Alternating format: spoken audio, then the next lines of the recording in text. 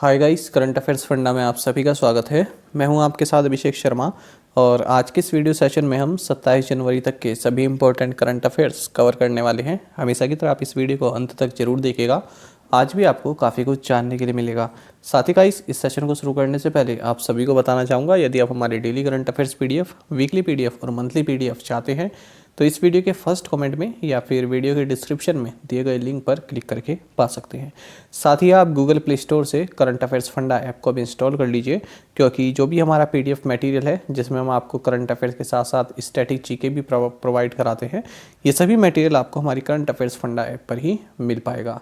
तो ये सभी पीडीएफ्स पेड हैं, आप सभी जानते हैं। यदि आप हमारा ये पीडीएफ पेड कोर्स लेना चाहते हैं तो आपको, जैसा मैंने पहले बताया, कि इस वीडियो के फर्स्ट कमेंट में या फिर डिस्क्रिप्शन में एक लिंक दिया गया है, उस पर क्लिक करके पा सकते हैं और सारा मटेरियल आपको हमारी करंट अफेयर्स फंडा ऐप पर ही मिलेगा।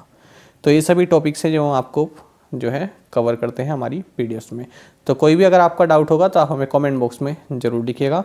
तो चलिए फिर करते हैं शुरुआत इस वीडियो सेशन की। सबसे पहले 25 जनवरी को पढ़े गए करंट अफेयर्स क्विकली रिवाइज कर लेते हैं। इंटरनेशनल डे ऑफ एजुकेशन, जो कि 24 जनवरी को मनाया गया, इसका थीम रहा चेंजिंग कोर्स ट्रांसफॉर्मिंग एजुकेशन।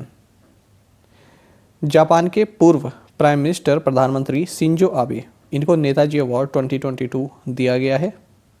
आपको जानना चाहिए, प्राइम मिनिस्टर नरेंद्र मोदी जी ने जो स्वतंत्रता सेनानी रहे हैं नेताजी सुभाष चंद्र बोस, इनका एक hologram statue India get new Delhi में अनवील किया है, अनावरण किया है।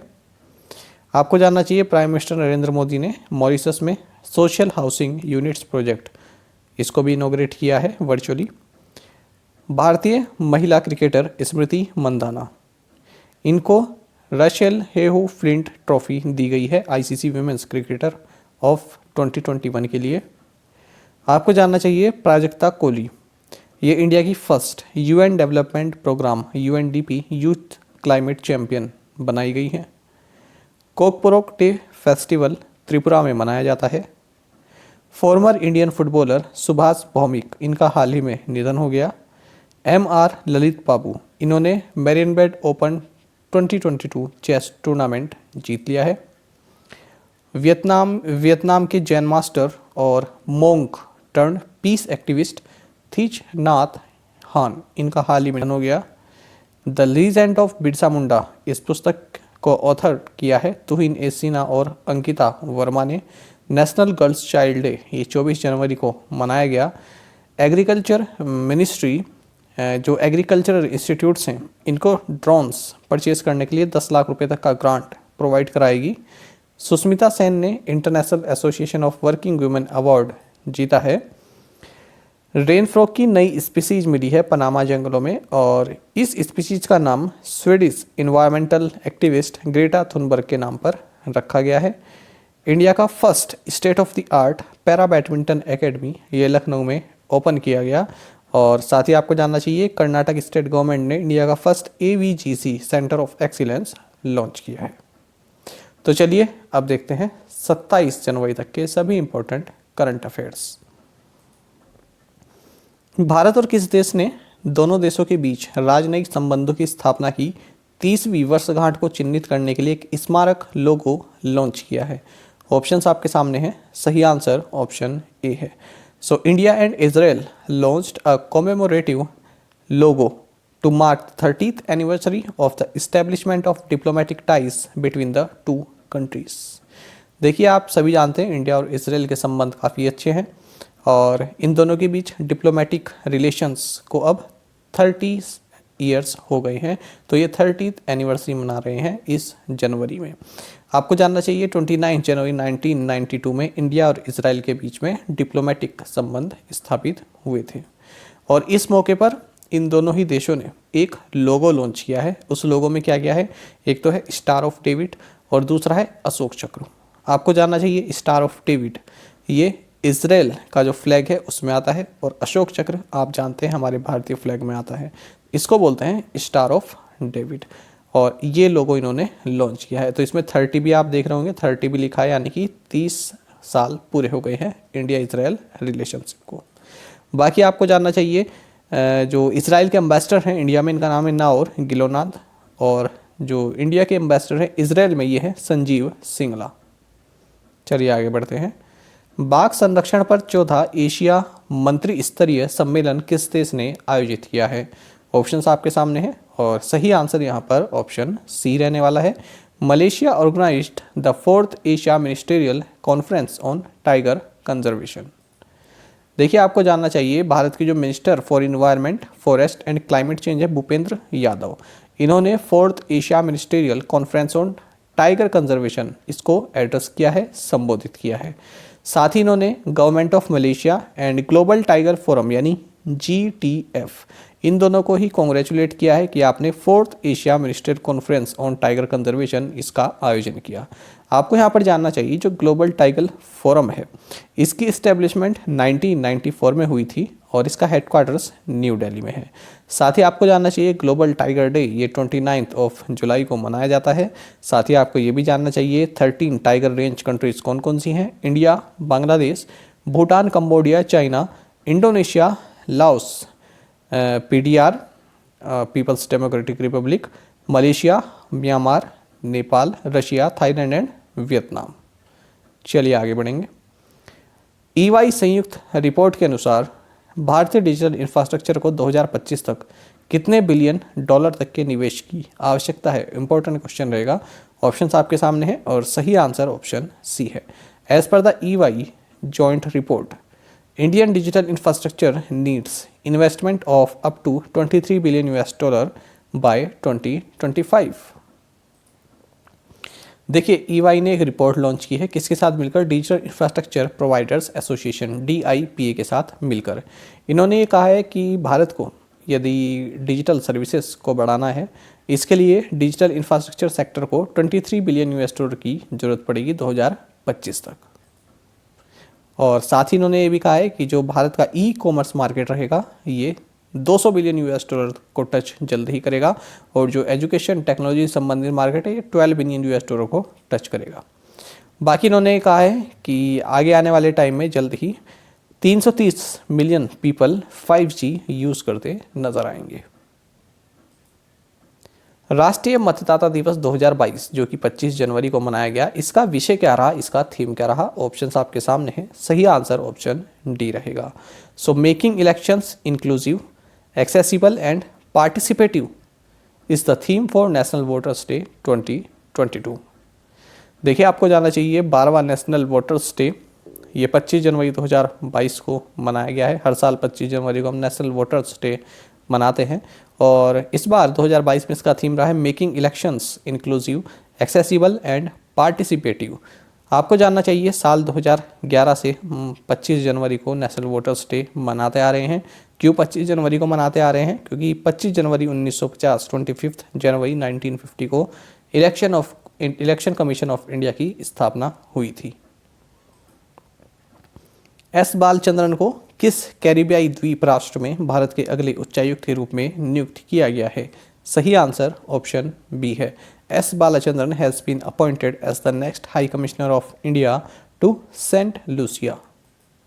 तो सेंट लूसिया में भारत के नेक्स्ट हाई कमिश्नर होंगे एस बालचंद्रन। आपको जानना चाहिए सेंट लूसिया की कैपिटल कास्ट्रीज है, करेंसी है ईस्टर्न कैरिबियन डॉलर।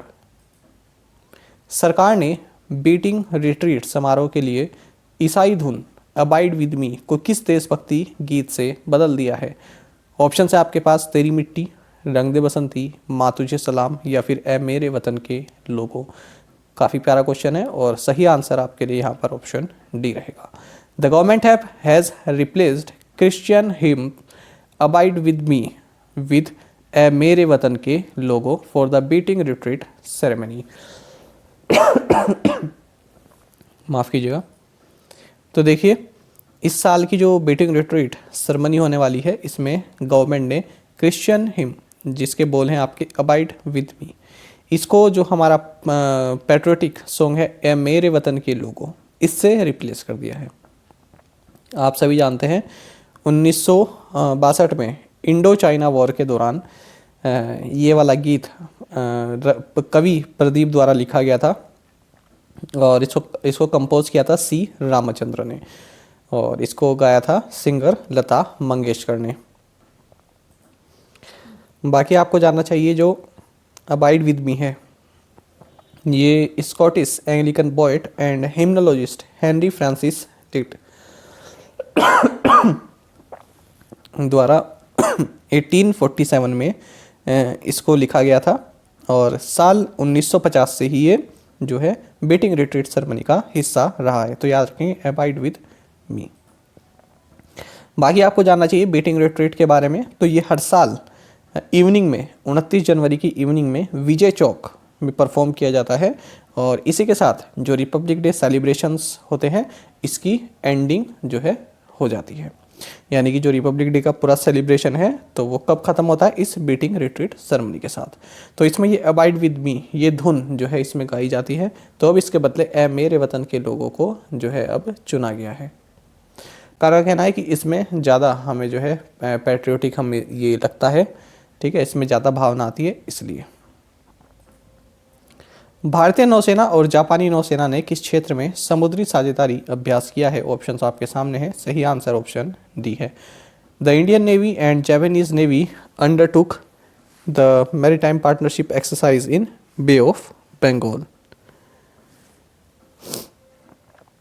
तो देखिए भारत और जापान इन दोनों ही नेवीज़ ने बे ऑफ बंगाल में एक नेवल एक्सरसाइज की है, ठीक है। तो ये आपको जानना चाहिए कि किस जगह पर बे ऑफ बंगाल में की है। और भारत की ओर से यहाँ पर शिवालिक और कदमत इन दोनों ही इंडियन नेवल शिप्स ने पार्टिसिपेट किया है, जबकि जापान की ओर से इनके शिप उरागा और हिराडो ने पार्टिसिपेट किया।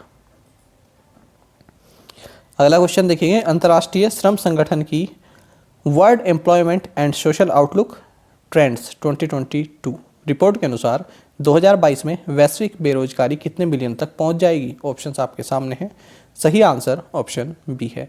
सो according to the International Labour Organization's World Employment and Social Outlook Trends 2022 report, global unemployment will reach 207 million in 2022। देखिए आपको जानना चाहिए इंटरनेशनल लेबर ऑर्गेनाइजेशन द्वारा एक रिपोर्ट जारी की गई है जिसका नाम है world Employment and Social Outlook Trends 2022। तो इसमें उन्होंने कहा है कि 2022 तक 207 मिलियन जो है ग्लोबल एम्प्लॉयमेंट वैश्विक जो बेरोजगारी की दर रहेगी वो 207 मिलियन हो जाएगी।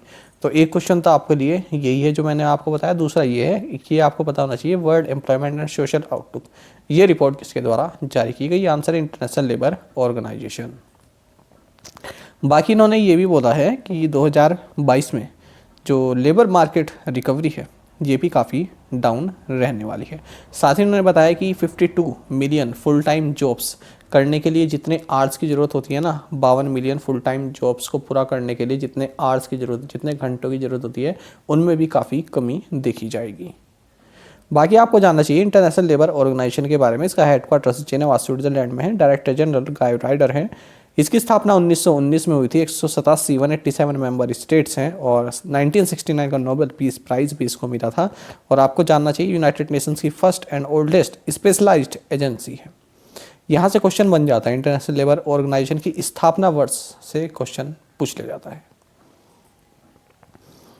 किस देश की सरकार ने महात्मा गांधी को एक प्रमुख मेट्रो स्टेशन समर्पित किया है? ऑप्शंस आपके सामने हैं, सही आंसर ऑप्शन ए है। So Mauritius government has dedicated a major metro station to Mahatma Gandhi. आपको जानना चाहिए मॉरिशस की गवर्नमेंट ने कहा है कि हमारे यहाँ का एक जो प्रमुख मेट्रो स्टेशन है उसका नाम हम महात्मा गांधी के नाम पर रखेंगे। और ये किस वजह से इन्होंने किया है? क्योंकि भारत की सरकार जो है मेट्रो एक्सप्रेस प्रोजेक्ट, ये मॉरिशस का एक प्रोजेक्ट है मेट्रो एक्सप्रेस प्रोजेक्ट, इसको सपोर्ट कर रही है। तो इसके बदले में मॉरिशस गवर्नमेंट ने एक तरह का एक अपना वो दिखाते हुए, ठीक है, मतलब एक ग्रेटिट्यूड की भावना पेश करते हुए भारत के लिए कहा है कि महात्मा गांधी के नाम पर हम मेजर मेट्रो स्टेशन का नाम रखेंगे। बाकी आपको जानना चाहिए इंडिया और मॉरिशस ने एक एग्रीमेंट साइन किया है। 190 मिलियन US$ की लाइन ऑफ क्रेडिट यहाँ पर साइन की गई है export import bank of India Exim bank और SBM Mauritius infrastructure development company limited के बीच में, जिसके तहत भारत मेट्रो एक्सप्रेस प्रोजेक्ट यहाँ पर डेवलप करवाएगा।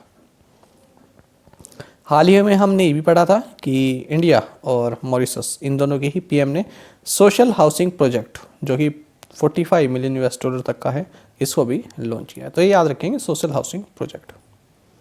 हाल ही में किस देश ने arrow 3 anti ballistic missile system और उसके इंटरसेप्टर का परीक्षण किया? सही आंसर ऑप्शन ए है।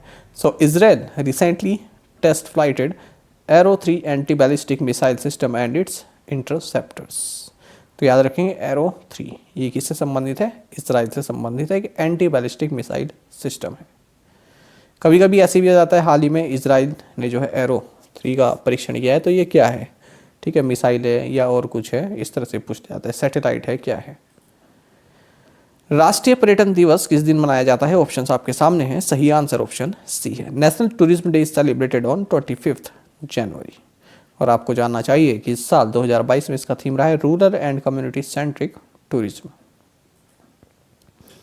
बाकी आपको जानना चाहिए इस बार सेंट्रल गवर्नमेंट ने जो मेन इवेंट है, जो नेशनल टूरिज्म डे से संबंधित जो मेन इवेंट है, ठीक है, उसको तेलंगाना के पोचमपल्ली विलेज में जो है इस जो है ऑर्गेनाइज किया है। ये जो है बुनकरों का पूरा एरिया माना जाता है पोचमपल्ली। ठीक है, तो यहाँ की जो इकेट साड़ीज़ हैं ये काफ़ी फेमस हैं। और आपको जानना चाहिए पोचमपल्ली को हाल ही में one of the best tourism villages by the United Nations World Tourism Organization ये सिलेक्ट किया गया है। नवंबर 2021 की ये बात है। किस टीम ने 9वीं महिला राष्ट्रीय आइस हॉकी चैंपियनशिप 2022 जीती है? ऑप्शंस आपके सामने हैं। सही आंसर ऑप्शन ए है। So Ladakh team won 9th women national ice hockey championship 2022। तो देखिए लद्दाख की जो विमेंस की टीम है, इन्होंने 9th national women's ice hockey championship जीती है और ये ऑर्गेनाइज की गई है ice hockey association of India के द्वारा। कहाँ पर? हिमाचल प्रदेश में। तो इसका वेन्यू आपके लिए इंपॉर्टेंट रहेगा, काजा एरिया ऑफ हिमाचल प्रदेश। इस वर्ष कितने बच्चों को प्रधानमंत्री राष्ट्रीय बाल पुरस्कार से सम्मानित किया गया है? सही आंसर ऑप्शन सी है। So 29 children have been conferred the Pradhan Mantri Rashtriya बाल पुरस्कार दिस ईयर। तो इस साल 29 बच्चों को प्रधानमंत्री राष्ट्रीय बाल पुरस्कार से सम्मानित किया गया है, जिनमें कि अलग अलग फील्ड में जो है दिया गया है। इनोवेशन में 7, सोशल सर्विस में 4, स्कॉलस्टिक में 1, स्पोर्ट्स में 8, आर्ट एंड कल्चर में 6 और ब्रेवरी में 3। इन सभी कैटेगरी में दिया गया है। तो 15 बॉयज़ हैं और 14 गर्ल्स हैं।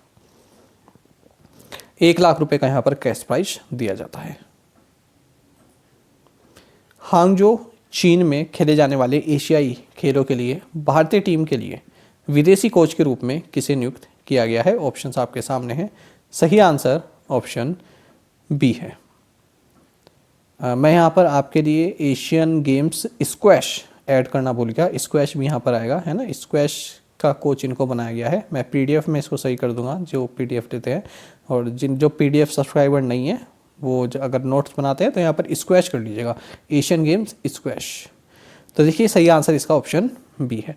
सो Chris Walker has been appointed as foreign coach for the Indian squash team for the Asian Games to be played in Hangzhou China. देखिए जानेंगे इसके बारे में। तो Ministry of Youth Affairs and Sports, इन्होंने 2 time world squash championship medallist Chris Walker, इनको जो भारतीय टीम है स्क्वैश खेलने वाली जो भारतीय टीम है उसका फॉरेन कोच नियुक्त किया है। आपको बता दें जो क्रिस वॉकर हैं इन्होंने इंग्लैंड को स्क्वैश में रिप्रेजेंट किया है, साथ साथ साइकिलिंग में भी इन्होंने जो है रिप्रेजेंट किया है। आपको जानना चाहिए कॉमनवेल्थ गेम्स ये बर्मिंघम में खेले जाएंगे 28 जुलाई से 8 अगस्त के बीच में, और एशियन गेम्स ये हांगजो चाइना में खेले जाएंगे 10 सितंबर से 25 सितंबर तक। 10 सितंबर से 25 सितंबर तक। गुजरात आपदा प्रबंधन संस्थान और निम्नलिखित में से किसे सुभाष चंद्र बोस आपदा प्रबंधन पुरस्कार 2022 के लिए चुना गया है? ऑप्शंस आपके सामने है। सही आंसर ऑप्शन सी है। Gujarat institute of disaster management and Vinod Sharma have been selected for the Subhash Chandra Bose Aapda Prabandhan पुरस्कार 2022। तो देखिए 2022 के लिए यदि हम बात करें इंस्टीट्यूशनल कैटेगरी में, देखिए 2 कैटेगरी में दिया जाता है। एक तो इंस्टीट्यूशनल कैटेगरी है, एक है इंडिविजुअल कैटेगरी। तो इंस्टीट्यूशनल कैटेगरी में किसी संस्थान को दिया जाता है, इंडिविजुअल में किसी व्यक्ति विशेष को दिया जाता है। तो इंस्टीट्यूशनल कैटेगरी में Gujarat institute of disaster management को दिया गया है। इंडिविजुअल कैटेगरी में प्रोफेसर विनोद शर्मा को दिया गया है। पुरस्कार का नाम है सुभाष चंद्र बोस आपदा प्रबंधन पुरस्कार। तो डिजास्टर मैनेजमेंट एक्सीलेंट वर्क करने के लिए पुरस्कार दिया जाता है। आपको जानना चाहिए प्रोफेसर विनोद शर्मा, ये Indian institute of public administration में सीनियर प्रोफेसर हैं, साथ ही Sikkim state disaster management authority के वाइस चेयरमैन भी हैं। और इसमें जो इंस्टीट्यूशनल कैटेगरी है उसमें 51 लाख रुपए का कैश प्राइस दिया जाता है, साथ ही जो इंडिविजुअल कैटेगरी है उसमें 5 लाख रुपए तक का कैश प्राइस दिया जाता है। ये अवार्ड दिए जाते हैं एनडीआरएफ, जो कि मिनिस्ट्री ऑफ होम अफेयर्स के अंतर्गत आती है, इसके द्वारा। साथ ही प्रीवियस अवार्डीज भी हम देख लेते हैं, क्योंकि इनको भी पुरस्कार दिया गया। 2019 के भी रुके हुए थे। तो 8th बटालियन एनडीआरएफ गाजियाबाद, 2020 की बात करें तो disaster mitigation and management centre of Uttarakhand, साथ ही कुमार मुन्नन सिंह, इन दोनों को दिया गया है। 2021 में डॉक्टर राजेंद्र कुमार भंडारी को दिया गया इंडिविजुअल कैटेगरी में, और इंस्टीट्यूशनल कैटेगरी में sustainable environment and ecological development society इनको दिया गया है। तो ये आपने तभी पढ़े होंगे 19, 20, 21 में तब पढ़े होंगे, ठीक है, पर ये दिए अब गए हैं। विश्व में कौन सा देश खीरे का सबसे बड़ा निर्यातक बनकर उभरा है? ऑप्शंस आपके सामने है, सही आंसर ऑप्शन ए है। So India has emerged as the largest exporter of gherkins in the world. Gherkins होता है ये, जैसे खीरा होता है ना, उसी की तरह होता है, छोटा रूप होता है, इसको हम अचारी खीरा भी बोलते हैं, अचार वाला खीरा। तो देखिए वर्ल्ड में इंडिया जो है लार्जेस्ट एक्सपोर्टर बन गया है गैरकिन्स का। और आपको जानना चाहिए भारत ने जो एग्रीकल्चरल प्रोसेस्ड प्रोडक्ट इनका जो एक्सपोर्ट है, ठीक है, इसकी वैल्यू $200 मिलियन भी पार कर चुके हैं। DAYNRLM द्वारा कब से कब तक जनवरी 2022 में कृषि पोषक उद्यान सप्ताह मनाया गया है? ऑप्शंस आपके सामने है, और सही आंसर इसमें ऑप्शन ए रहने वाला है। So DAYNRLM has observed agri nutri garden week from 10th to 17th January 2022। जानेंगे इसके बारे में क्या चीज़ है। देखिए DAYNRLM यानी कि दीनदयाल अंत्योदय योजना, नेशनल लाइवलीहुड मिशन, तो इसके द्वारा एग्री न्यूट्री गार्डन वीक ये मनाया गया है 10 से 17 जनवरी 2022 में, जिसके तहत इसमें एग्री न्यूट्री गार्डन्स जो है रूरल हाउस होल्ड्स में बनाए गए हैं। आपको जानना चाहिए 76,664 एग्री न्यूट्री गार्डन यहाँ पर बनाए गए इस वीक में, जबकि टारगेट यहाँ पर केवल 7500 का था। 2021-22 के लिए भारत के लिए नोमुरा की जीडीपी वृद्धि का अनुमान क्या है? ऑप्शन आपके सामने है, सही आंसर ऑप्शन ए है। So 8.7% is Nomura's GDP growth forecast for India for 2021-22। देखिए नोमुरा ने कहा है कि इंडिया की जो जीडीपी है 2021-22 में ये 8.7% रहने वाली है। पहले उन्होंने 9.2% कहा था। साथ ही इन्होंने ये भी कहा है कि जो थर्ड कोविड-19 की जो वेव भारत में चल रही है, इसकी वजह से जो इकोनॉमिक एक्टिविटी है ये 20% कम हुई है। साथ ही जो Nomura India business resumption index है ये भी अब 102.2 से 100.5 आ गया है। तमिलनाडु के प्रसिद्ध भारतीय इतिहासकार, पुरातत्वविद और पुरालेखविद का नाम बताइए जिनका हाल ही में निधन हो गया। ऑप्शंस आपके सामने है, सही आंसर ऑप्शन डी है। So noted Indian historian, archaeologist and epigraphist Ramachandran Nagaswamy from Tamil Nadu passed away recently. ठीक है, तो नाम आप जानेंगे, आर नागास्वामी भी आपको लिखा हुआ मिल सकता है या फिर रामचंद्रन नागास्वामी। तो ये आर्कियोलॉजिस्ट रहे, आर्ट हिस्टोरियन रहे और पद्म भूषण से भी इनको सम्मानित किया गया था। और तमिलनाडु सरकार के डिपार्टमेंट ऑफ आर्कियोलॉजी के ये फर्स्ट डायरेक्टर भी रहे हैं। साथ ही ये फेमस इसलिए रहे क्योंकि लंदन कोर्ट में ये एक्सपर्ट विटनेस के तौर पर भी पेश हुए थे और केस का नाम था पथुर नटराजा केस। और इन्हीं की बदौलत, इन्हीं के विटनेस होने के कारण तमिलनाडु में जो चोला युग का जो ब्रोंज नटराज स्टैचू है वो वापस आया था। बाकी आपको जानना चाहिए तमिलनाडु सरकार ने इन्हें कलाइमामणि अवार्ड से भी सम्मानित किया हुआ है। चलिए अब देखते हैं प्रीवियस असाइनमेंट क्वेश्चंस के answer. Digital payment index is released by RBI. Who founded the World Economic Forum 1971? Klaus Schwab. Antrix is the marketing and commercial arm of which organization? ISRO. The RP Sanjeev Goenka Group owns a franchise in the Indian Premier League based in which city? Lucknow. Which corporation is set to invest up to $100 million to build potentially the world's largest chip making complex in Ohio, US? Answer is Intel. और आप में से कई aspirants ने बिल्कुल सही answer दिया है, इसी तरह से आप पार्टिसिपेट करते रहे। चलिए अब देखते हैं आज के हमारे इंग्लिश के शब्द। Germany vows to do all to guarantee Ukraine's security. देखिए आप जानते हैं, यदि आप इंटरनेशनल अफेयर्स पढ़ते हैं तो यूक्रेन की सीमा पर रशिया ने काफ़ी सारी फोर्स जो है जमा कर दी है, और इस तरह से लग रहा है जैसे यूक्रेन का कभी भी वो जो है उसमें घुस सकता है, उसका एक्सेशन कर सकता है। तो इसीलिए जो यूरोप की कंट्रीज़ हैं वे सभी यूक्रेन को अपना सपोर्ट दिखा रही हैं। तो आज का हमारा शब्द है वोव्स। वो का मतलब होता है प्रतिज्ञा करना, ठीक है, कुछ निष्ठा दिखाना, डिटरमाइंड होना, वो। तो देखिए आप यहाँ देखेंगे to make a determined decision और प्रॉमिस टू डू समथिंग, कि जर्मनी ने क्या किया है, जर्मनी ने ऐसी प्रतिज्ञा की है या ऐसा उसने अपनी जो है ऐसा अपना उसने सोच दिखाई है कि हम यूक्रेन की सिक्योरिटी को गारंटी देने के लिए सब कुछ करेंगे।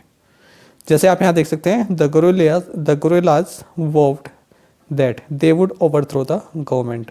गोरिल्लाज क्या होते हैं, एक छोटा ग्रुप, आर्मी का एक छोटा ग्रुप, लेकिन वो आर्मी उस देश की ऑफिशियल आर्मी ना हो, किसी देश की ऑफिशियल आर्मी है उससे हटकर कोई दूसरी किसी ने अपनी एक अलग ही आर्मी बना रखी है ना, जंगलों वगैरह में रहती हो, अनऑफिशियल, उसको बोलते हैं गोरिल्लास।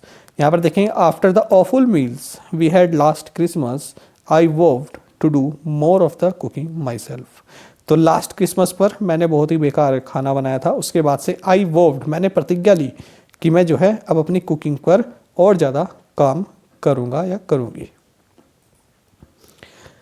आगे देखते हैं centre mulls panel to explore SC benefits for Muslim Christian Dalits. तो आज का हमारा दूसरा शब्द है मुल्स। ये आपको कई बार पैराग्राफ्स में मिल जाएगा, ठीक है, और मुल ओवर आता है कई बार, इसके साथ जो है ओवर भी लिखा रहता है। तो आपको जानना चाहिए मुल का मतलब क्या है, थिंक अबाउट, किसी बारे में सोचना, किसी बारे में डिस्कस करना, ठीक है, किसी चीज़ पर प्रस्ताव लाने के बारे में सोचना। तो देखिए यहाँ पर सेंटर क्या कर रही है, centre mulls panel to explore SC benefits for Muslims Christian Dalit. जो मुस्लिम्स हैं, जो क्रिश्चियन दलित्स हैं, ठीक है, तो उनको एससी को, जो एससी का जो बेनिफिट होता है ये प्रोवाइड कराने के लिए सेंटर अभी किसी पैनल के बारे में सोच रहा है कि क्या पैनल बना देना चाहिए। अभी बनाया नहीं है क्योंकि मुल्स लिख दिया ना, मुल्स का मतलब है कि पैनल के बारे में सोच रहा है।